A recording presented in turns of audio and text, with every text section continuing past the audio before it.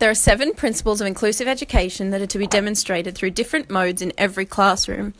While classrooms all look different and the teacher may decide to implement these inclusive practices differently, it's vital that all class climates be inclusive and encouraging to all students. By promoting inclusion, the school is not only giving students the emotional and social support that they need, but once these needs are fulfilled, they can begin to advance academically. This artifact includes principles of inclusion such as providing access and participation, and collaborating for better outcomes. It is a resource that is intended to promote social and emotional well-being in order to have a positive class climate and equity between students. Legislation surrounding inclusion within classrooms makes it mandatory for schools to create an educational setting that's accessible to and encourages participation from all students. The Melbourne Declaration of Educational Goals for Young Australians and the Disability Discrimination Act of Australia stress the necessity of having an inclusive education setting. For schools to ensure that this legislation is being implemented effectively, however, they follow policies that have been set up by relevant organisations. The Australian Institute for Teaching and School Leadership have a document called the Australian Professional Standards for Teachers that explicitly states that teachers must identify strategies to support inclusive student participation and engagement in classroom activities. The artifact itself may be simple, but the effects that these words can have on children is certainly not to be overlooked. Home life is different for every student in the class, and it cannot always be guaranteed that the students are receiving adequate emotional or social support outside of the classroom setting. Maslow's hierarchy states that emotional safety is the second most critical need that humans have after food and water. This need must be met before academic and educational needs can be addressed and grown. This need must be addressed within the classroom to ensure that all students have the opportunity to feel safe and therefore create a classroom climate that promotes equity in terms of academic factors as well. This resource can be used in multiple ways within the classroom to be an effective tool of inclusion. The teacher could simply place it at the door and have students recite it to them as they walk through the door or before they sit down in their chairs.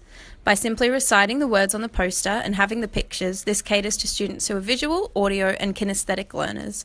Not only does it cater to different learning styles, but it is also in a font and with coloured paper that caters to students who are colourblind and dyslexic.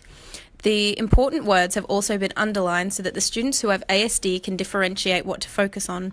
This makes the resource not only a facilitator of inclusion, but is inclusive in its presentation. It can also be referenced when students have decisions to make or have made choices that aren't positive by asking them, what would someone who shows these traits do? Because that's who you are. In turn, it can also be used when a student has done something exceptional by saying, I love the way you showed bravery just then. This utilises a strength-based approach, which is encouraging and allows students to feel accepted for who they are and their individual abilities. This can be done with this resource because they are all intrinsic abilities that anyone can portray, including students with disabilities, learning difficulties, and through unconventional communication methods. By doing this, it is evident to the students that they can carry all these qualities and have that in common, even though they are different in other aspects. This can again be reiterated by asking students, what does someone friendly do, or what does a kind classroom look like? And listen and share ideas that are about social acceptance rather than physical differences. This makes it a student-centred approach to creating an inclusive classroom and gives the students more responsibility for the climate of their classroom. Because the social and emotional well-being of students is targeted with this resource, it would be in the best interest of the students to allow them to hear this outside of the classroom setting as well. This can be done by involving parents, possibly just by notifying them of the traits their students are trying to exude so it can be praised, or by sending home some tasks to discuss at home, such as, when have you seen me be kind? Or discuss 3 times I was brave. This is easy and simple and requires a lot less effort than other homework, but can influence the growth of students' social and emotional well-being, and that can be transferred within the classroom setting. This refers back to the principle of inclusion that states it's important to collaborate for better outcomes.